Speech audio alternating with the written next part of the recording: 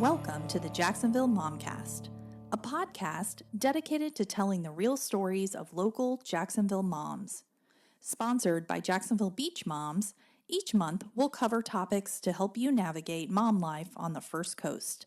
Thanks for joining us as we tackle all things motherhood and more with a focus on the 904.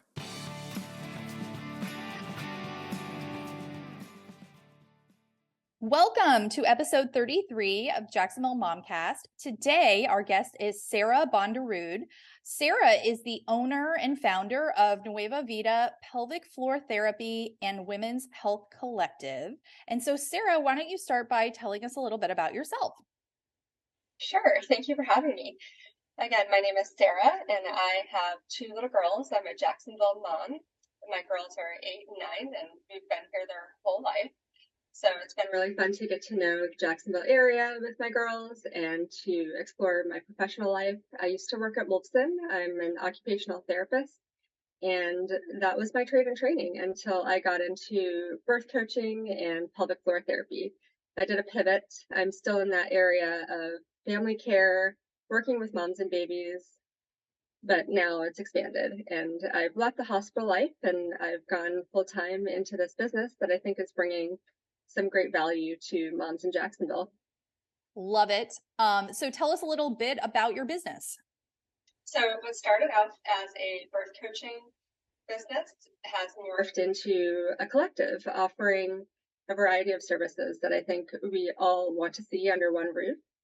And I provide the care in a different way. I go to people's homes. I meet you where you're at.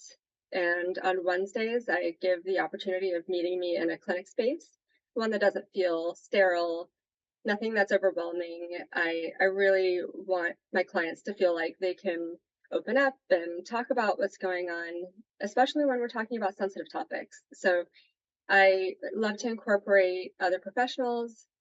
Acupuncture, maybe massage therapy is going to be really beneficial to you in your recovery. Maybe we need to talk with a mental health care provider and we wrap them in to the service. So I love offering a holistic perspective to women's health, women's care. And I think concierge therapy and concierge health services are such a market that's like exploding right now. And so it's so great to see that also be added into the birth experience. So you wear a lot of hats in your business. When people go to your website, and we'll put a link to that in the show notes, you do yoga and you're an occupational therapist, as you mentioned. Tell us about your one title as a professional birth coach and what that means and how you serve pregnant women. And then talk to us a little bit about how that's different from being a doula. Great questions. So first, before we go, I'd love to mention that if you go to my website, you'll see that it still has my old name on there. I used to go by Rooted Northeast Florida. I'm going through a rebranding moment. Shout out to all those marketing service providers who are just so skilled and talented and creative in that area. I did not possess that part of my brain. So I have since worked with some great people to bring this vision to life, but currently you'll still see my old websites up there and you'll see the variety of services that I offer. So one of those services is that I'm a professional birth coach. Some may call it a doula, and I've chosen to differentiate myself in that way because I'm providing a more clinical experience. I'm providing a mindset that comes only from a healthcare provider's perspective. And I love working with my community doula friends. I love having people to work with who are just excellent at birth support and all the things. But I tend to walk into birth experience with an opinion that is more like a medical provider. And I'm able to partner with the medical team in a unique way because oftentimes they know me from working in the NICU. Because I've seen a lot of babies come from births straight into the NICU where I used to treat babies. So what's unique about me is that as a birth coach, I have an occupational therapist hat as well, and I can view the birth experience from a different lens. And so sometimes I can catch things that people not in healthcare would be able to catch as far as how the interactions between the staff and the family. And I love making sure that my high risk families are taken care of, high risk pregnancies, perhaps we're carrying twins, or maybe you had a traumatic birth before and now we're going into it with newer risk. And so traditionally people in healthcare don't usually reach out to someone called a doula. Though they're fantastic, there's this idea that maybe they don't know what I need, and they do. But I think framing myself as a professional birth coach has helped healthcare providers reach out to me more. They're curious about what that means, especially since there's the term professional in it. That's a great description of what you do. And to help kind of clear that up, I didn't even think about like from the clinical side. I, not being in the medical field, thought of it more from the mom side. I'm like, surely they're the same thing, but I totally can see that distinction. So if a mom to be is looking for a birth coach, what are some things they should ask or look for, or going through that interview process to find somebody who's a good fit for you? Like what should they on the patient side be looking for? Another great question. So I think when people interview doulas or birth coaches, they should ask, how many births have they been to? How have they been mentored? What course did they take? There's so many out there. And that's one of the issues with the birth world, is that there's not really a consistent way of being trained to do this work, a work that is incredibly important and impactful on a family's life. So some families would like to know where this doula or birth coach was trained, how many births they've been to, do they offer hospital birth support, do they offer birth center birth support, how about home birth experience? And that can help you understand their personality as a practitioner and their style, and if their style fits for you. Some clients only want to have their babies at home. And so a birth coach who has that experience and a lot of it, that's your best fit. But if you're someone who really loves hospital birth and wants to be there in that traditional setting with your medical team and access to an OR right there, you want a doula who has been in that situation as well and who collaborates well with the medical team. So those are my two main questions I ask people to interview. Those are great. I think that finding somebody that really meshes with you is so important for such a important time in your life, and emotions are running high, and so many things that can go right, but so many things that could go wrong. So it's so important to find somebody who's a good fit. Is a birth coach the right choice for everyone? Talk to us a little bit about who would be a good candidate for a birth coach. Are there some people who just absolutely should not look for birth coach services, or is it something for everybody, kind of tailored on, then a sliding scale on what exactly you need? Yeah, so I think every birthing person deserves to have that unbiased support. One of the great things that birth coaching brings to the birth experience is that we are not tied to the emotional connection that this baby will bring. I am there to make sure that your experience is the way you want it to go. And because of that, my emotionality doesn't really get in the way of decision making or suggestions that I make. I'm pretty clear headed. I think everyone, even if you're a birthing person who is an OBGYN yourself, maybe you are a surgeon, maybe you're a paramedic, maybe you're a nurse, someone who is always the one taking care of the patient, you deserve that support as a patient. You may know all the things, right? But in that moment, when you're birthing, when you're bringing this baby into the world, either via a surgical birth or a vaginal birth, you aren't always in the best frame of mind to think through the options and think through the decisions that are being asked of you to make. So I think everyone should have a birth coach there with them who is a good fit for them. I love that answer. I feel like coaching and doulas have become so mainstream and accepted. My kids are much older, and I just felt like that was back when I delivered, it was much more abnormal or not usual to have somebody like that in birthing with you and helping you and coaching you. And it's just so nice to see moms getting that extra support. It's so important during such a vulnerable time. So you offer a wide variety of services for moms before birth, during the birthing process, and then after birth. Tell us a little bit about that variety. Obviously not every service is appropriate for every mom, but kind of go through the gamut of what you offer through your business.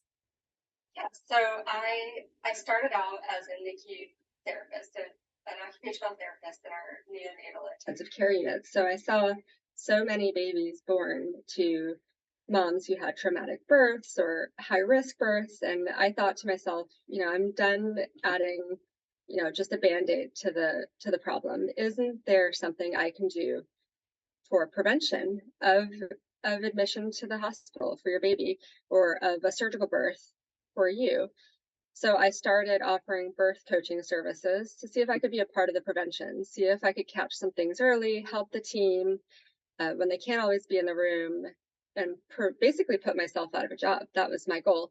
And then it morphed into realizing that this birth preparation and pelvic floor preparation, that prehab, PREHAB, prehab, is not rehab. That's preventing injury, preventing you needing me as your pelvic floor therapist. My goal is that you don't need to see me intensely after your birth, that I want you to have a birth without injury, without trauma to your body.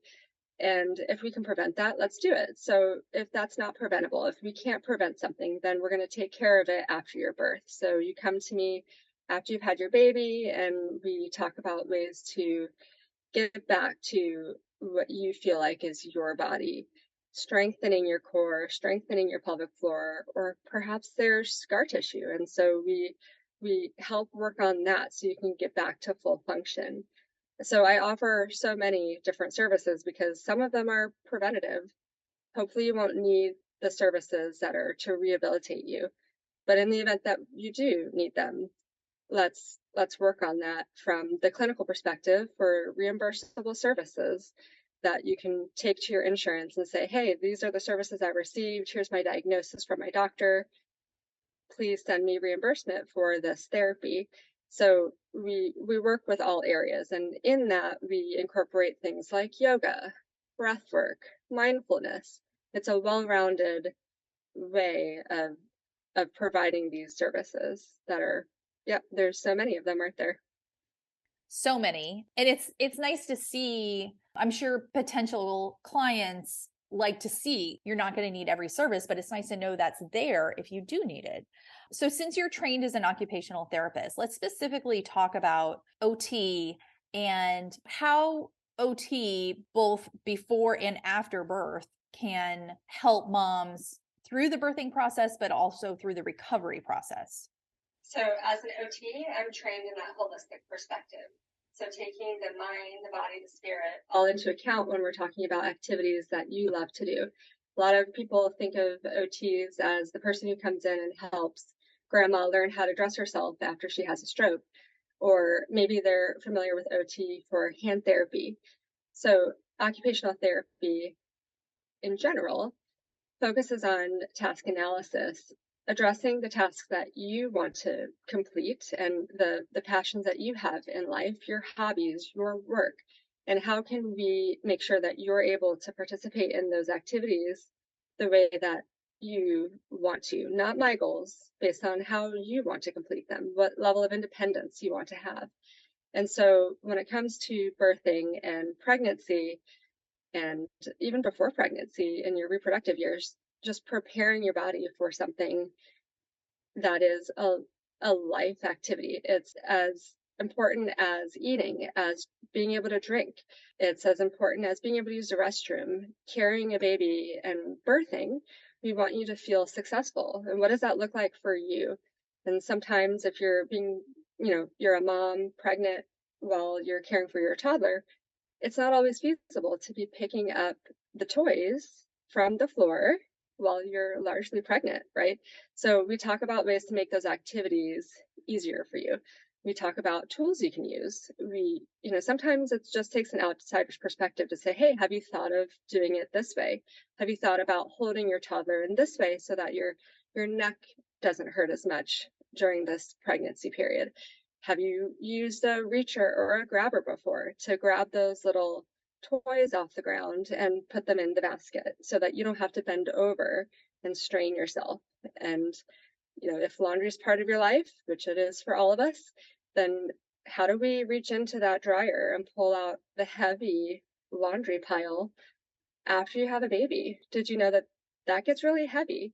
And so we go through how to do that safely to protect your back and your pelvic floor and core. Those are all excellent answers. I love the laundry analogy because I think everybody can relate to that.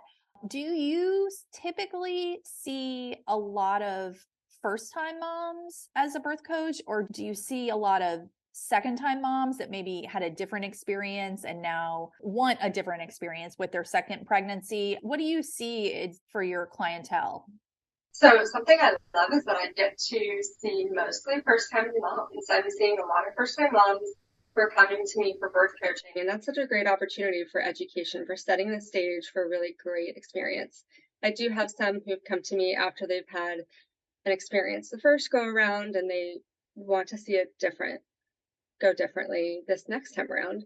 But most of the time for birth coaching clients, I see first-time moms who are already really educated about how birth could go, and they are setting themselves up for success by looking into birth coaching. They already know that it's valuable. So I usually don't have to have that conversation about why we even exist. They're coming to me knowing that they're going to get this service and set the stage for their family planning in a really safe, exciting, comfortable way. And for pelvic floor clients, I tend to see more they come to me in that rehab phase after they've had their babies, and maybe they have a couple more on the way that they know they're going to have someday. And so we'll slip into childbirth preparation and have those next pregnancies and childbirth experiences go better. And then they don't maybe need me the second time around after they have the next babies. So they come to see me at different phases in their life for different services. Excellent. Well, I'm glad you brought up pelvic floor health because that's the next thing I definitely want to talk about. So we hear a lot about pelvic floor therapy, pelvic floor health. So explain to us first of all exactly what that is. So pelvic floor therapy is therapy addressing the rehab or function of the pelvic floor. So all of us have a pelvic floor, men and women and children have a pelvic floor. Now, does yours function well? Are you able to participate in activities that you need to participate during your day, like using the restroom? Or, you know, maybe you sneeze, maybe you laugh, and that's where sneeze pee comes into play. Do you leak when you cough, when you can't jump on the trampoline with your babies because you're worried about, having an accident?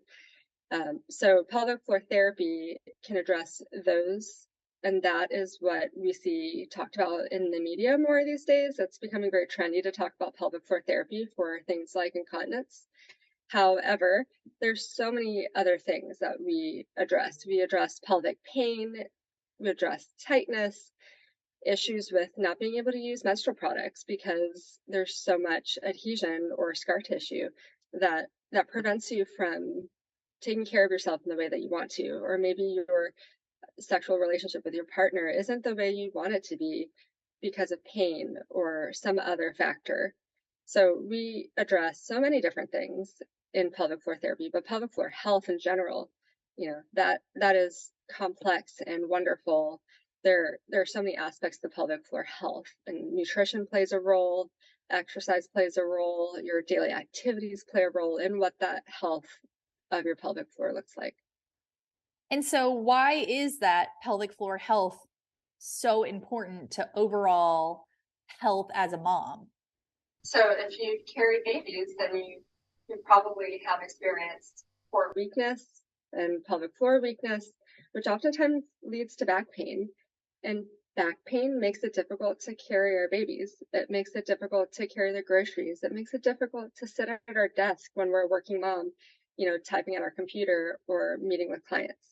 So if your pelvic floor health is not optimal, then your daily life can feel very difficult.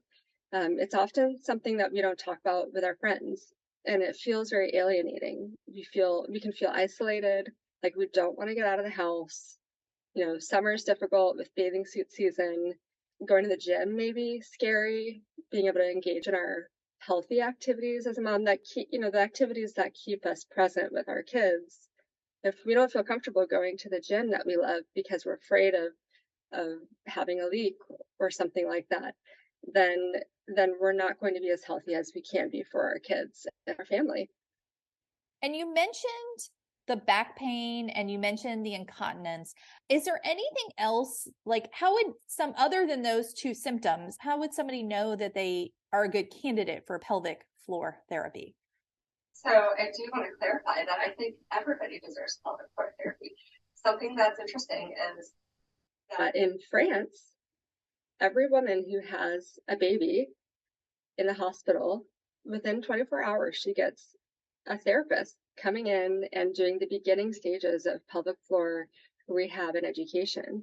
Even if you had a surgical birth, even if you had a vaginal birth, regardless, you get a therapist coming in and saying, hey, you went through this big thing for your body. It's definitely going to be impacted. There's no question. So let's talk about it now. Let's get it out of the way so that you recover much better. Early intervention, we know, is key to best outcomes, right?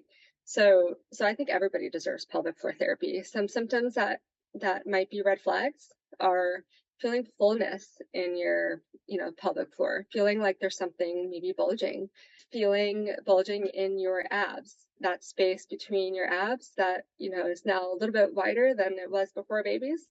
That space, you may feel some pain or some bulging there when you do sit-ups or you're running. Maybe you're running and you're leaking and you're feeling bulging while you're doing this activity. And sometimes people are having like pelvic pain, pubic symphysis pain, that pain in the middle, in the front of your pelvis, in that bony region. Maybe you're having, some numbness and tingling down your leg from something like sciatic nerve compression.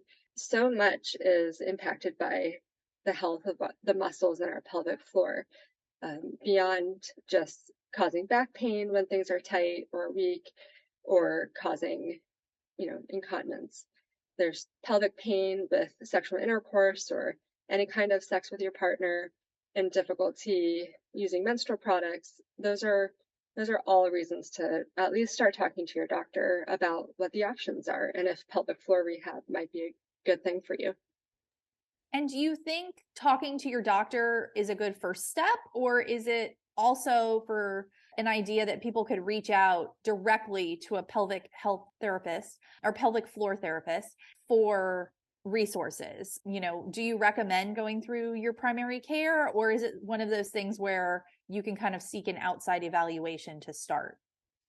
Yeah, so I think it's great to start those things in tandem, especially for moms who maybe haven't been to their primary care doctor in a while, and maybe they haven't had this issue addressed before. If you've never spoken with a medical professional, someone like a physician or a PA or, a nurse practitioner, if you haven't talked to your primary care doctor provider about your issue, then you should definitely do that, while you also get in conversation with a pelvic floor therapist. So we as therapists provide tons of education, and it's usually really individualized to you, but there's some great general tips that we can start you on to help you start feel a little better or maybe prevent things from getting worse, while you also roll out a number of things with your doctor. And it's really important for me to be able to be in communication with my client's doctor, because we can work as a team together. Two heads are better than one at treating a situation far more efficiently, cost effectively, and with a lot less stress for the client. So I definitely encourage people to do both. Don't wait to start getting the education from a pelvic floor therapist, but definitely go see your healthcare provider and get an order for pelvic floor therapy if you can. And they usually write it for pelvic floor therapy. It could be OT/PT. You can see one of us, you can see both of us. We can treat a couple different things together. It doesn't have to just be one provider, but definitely get that order from your doctor so that you can have it covered by insurance. And is it something that is typically covered by insurance? Do you see, I know obviously insurance is very finicky and everybody's is very different, but do you see clients who typically get, 6 therapy sessions or 3 therapy sessions like covered as a standard, once the doctor sends in the order? So yes, pelvic floor therapy is reimbursed usually very well by most insurance companies, especially if the diagnosis is appropriate for pelvic floor therapy, like pelvic floor pain or incontinence. That's definitely something that insurance seems to value, which I'm really thankful for. It's been a fight to get some things covered by health insurance policies, but that is one that we feel pretty good about. So as a practitioner myself in my own private practice, I'm a cash-based practice. So I don't have restrictions by insurance companies telling me these are the number of treatments that you can treat, or this is the duration you can spend with the client for an evaluation. There are no restrictions on me. I just get to use my clinical knowledge and my licensed skills to I can spend over an hour with you during an evaluation and sometimes get a lot of things addressed just in that one session. And that's important for those of us who don't have much time. We want things to be efficient. We don't want to spend a lot of time driving back and forth to appointments. But insurance will reimburse for those services, especially with an order from a doctor with a diagnosis. And then I have my treatment codes. And what I do is I print out a super bill for the private fees that clients have paid me.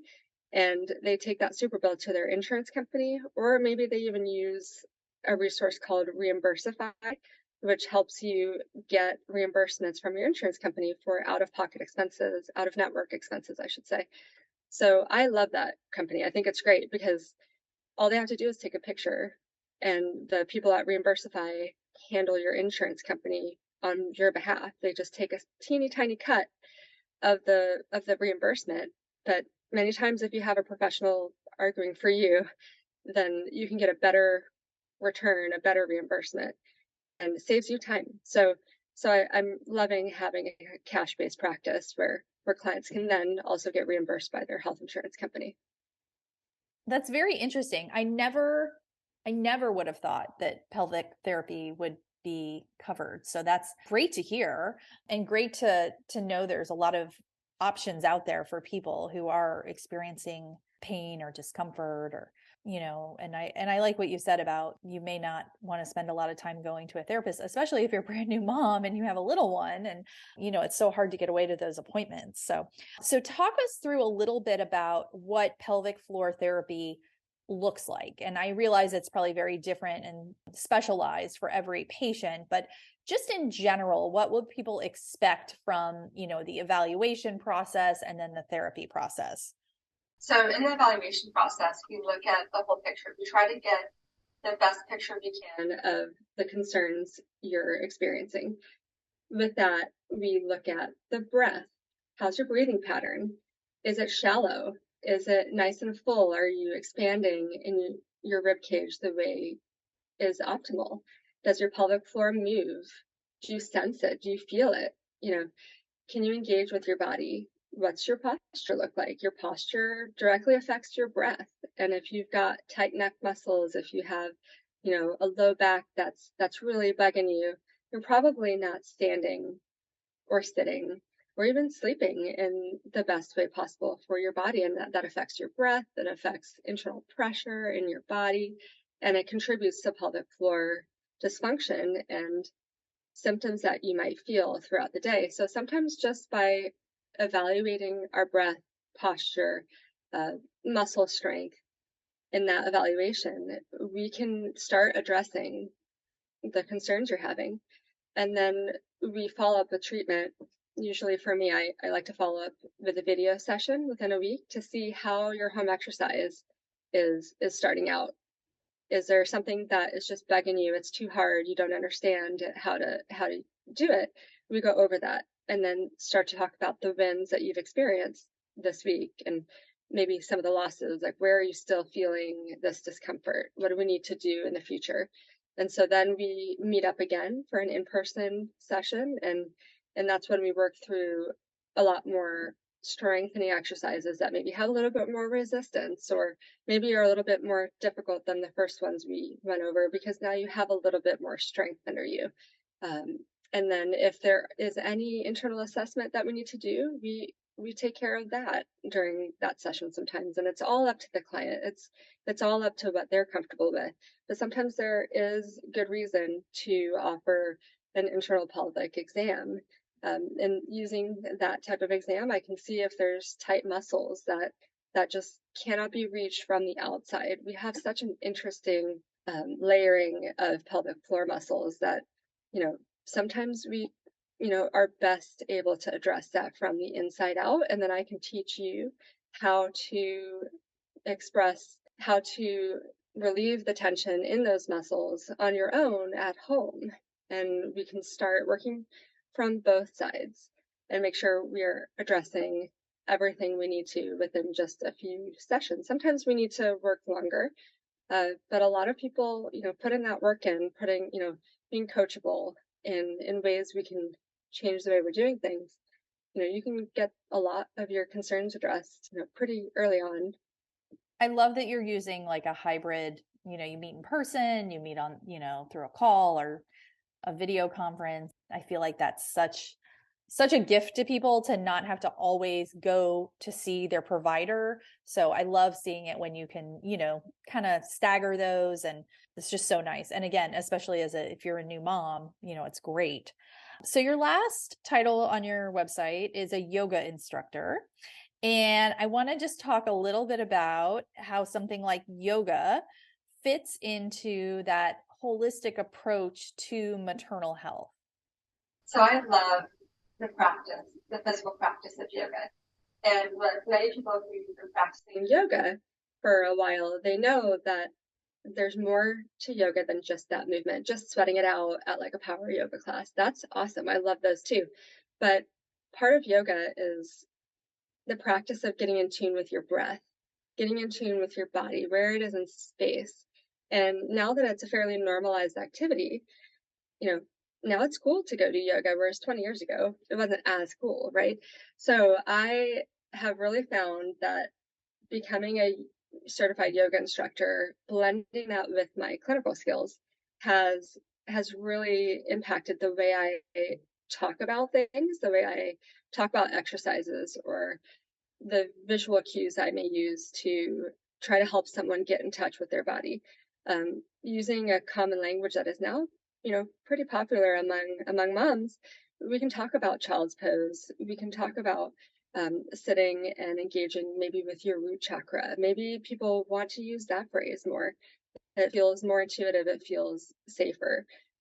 So I love being able to both use the vocabulary, the language of yoga, and the instruction of it to get the same outcome that I could have gotten, if not a better outcome than if I was using my clinical terminology or guiding someone through an exercise from the more clinical perspective. So we move our bodies in yoga, and that is one way to get in touch with our breath. And like we talked about earlier, if you get in touch with your breath, then a lot of your pelvic floor and core issues naturally start to come together. So people who are doing yoga and Pilates especially, I love those disciplines. They're just so great and so healing. So I love incorporating that into my practice. And I think a lot of that yoga terminology, I mean, even kids, like my kids and my husband, all, if you told them to go into child pose, they would all know exactly what to do. So it's so interesting as a society how a lot of that verbiage has become so normalized and just so part of everyday activities. You do some yoga stretches before volleyball practice, and it's just like everybody's doing it, which is so awesome. And so do you recommend some yoga, I don't want to say yoga therapy, but some yoga to both prenatal and postnatal? And then do you see different benefits depending on where you are in kind of your birthing journey? Absolutely. So something I like to caution clients against is starting something new where you have an issue, but you haven't gotten it checked out by your physician or your therapist. So before starting anything new, definitely get some of your symptoms evaluated to see, what direction we need to go. And so if you have some tightness, then the last thing we need to be doing is doing more up training, or what we call, the word we use for strengthening is those muscles and pulling them up into your body more, right? So if you're focusing on something like Pilates, if you're starting something new, you may end up, or Kegels, you may end up making things a little bit harder to treat rather than helping.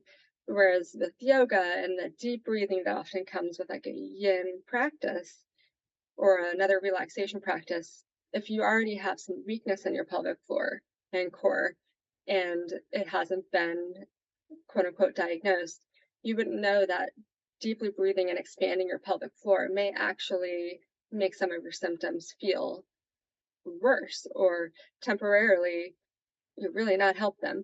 So I always advise, so that you have the best outcome from your new experience if you're starting out with yoga, definitely get your issues checked out first so that we can make sure we adapt your yoga experience or your Pilates experience to your individualized situation. That's a good suggestion for really any provider.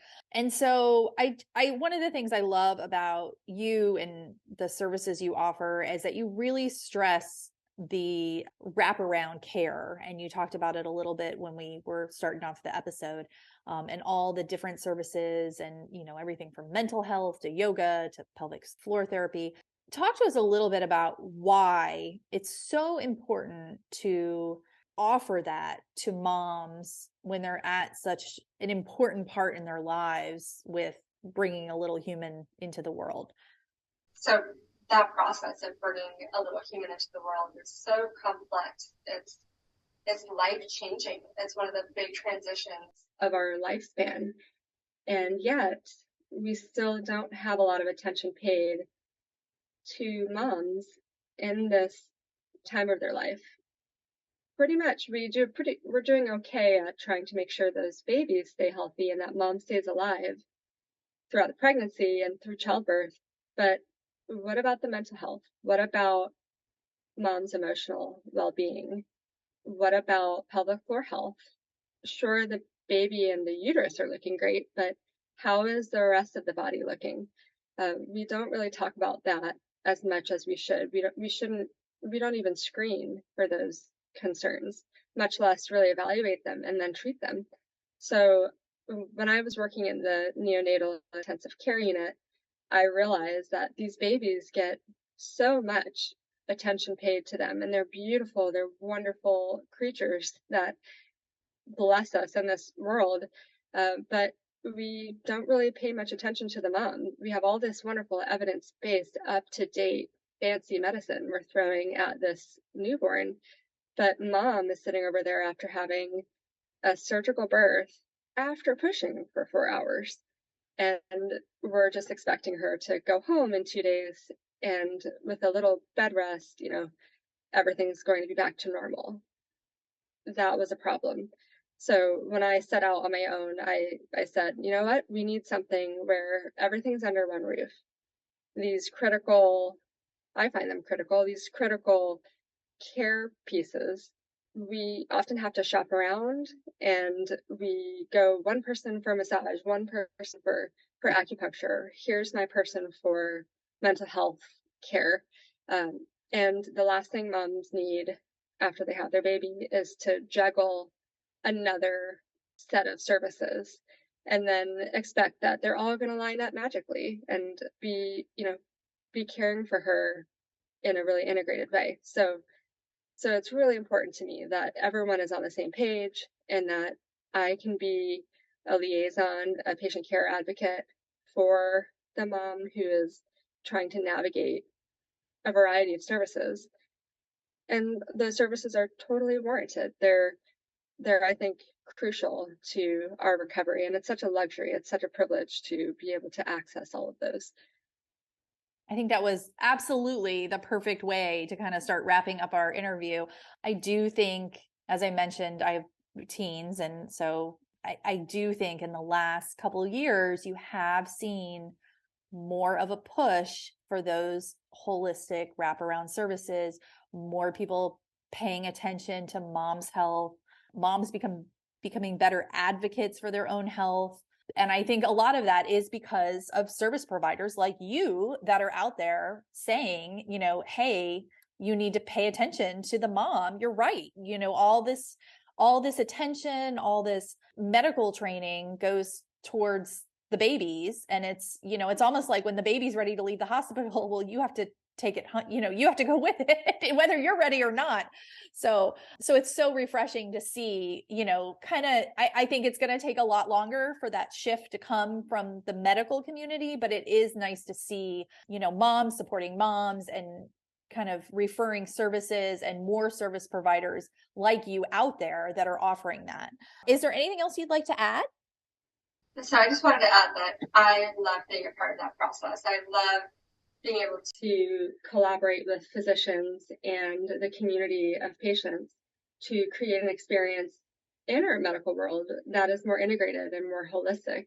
I think when we polarize the two systems, when we look at Western medicine and the hospital system in one world, and we separate out the things like massage therapy, mental health care, all the things that we consider to be ancillary, if we separate those things, then we don't get the best care for the patient. And so I think one of the reasons that I became really passionate about this business, this work, is that I get to bring worlds together. I get to bring two areas of disciplines to care for patients in a more efficient, cost-effective, and effective in general, effective way. So I love that. I can see the tides changing. I can see things progressing in this community of holistic care. And I think it's going to take a while, like I said, but I think you're right. I think change is coming.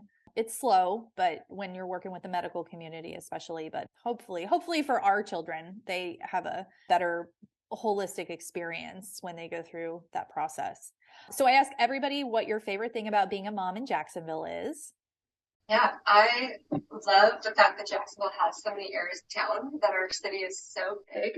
And in one day I could be hanging out, living the beach life with my girls, but that night I could head into Five Points and enjoy urban life, enjoy what the city has to offer.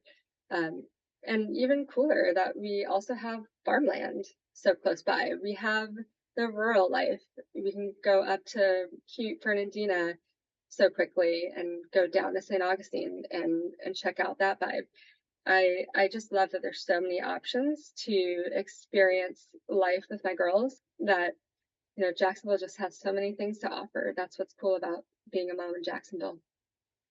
Love it. All right. And before we go for today, tell everybody where they can find you. You can find me on my website, Nueva Vida, womenshealth.com, or you can give me a call or send me a text at 904-428-0990. Sometimes text is easiest for any mom, so I always like to throw that out there. We can work on the scheduling, later, but let's get connected. That's great. And we'll put a link to your site and your social medias and everything in our show notes. Thank you so much, Sara, and thanks for listening. Thanks for tuning in. If you've enjoyed this episode of Jacksonville Momcast, be sure to subscribe wherever you get your podcasts and follow us at Jacksonville Momcast on all the social medias for show updates and more information about our guests. To learn more about what you heard today, visit our show notes at jacksonvillemomcast.com. Thanks for listening.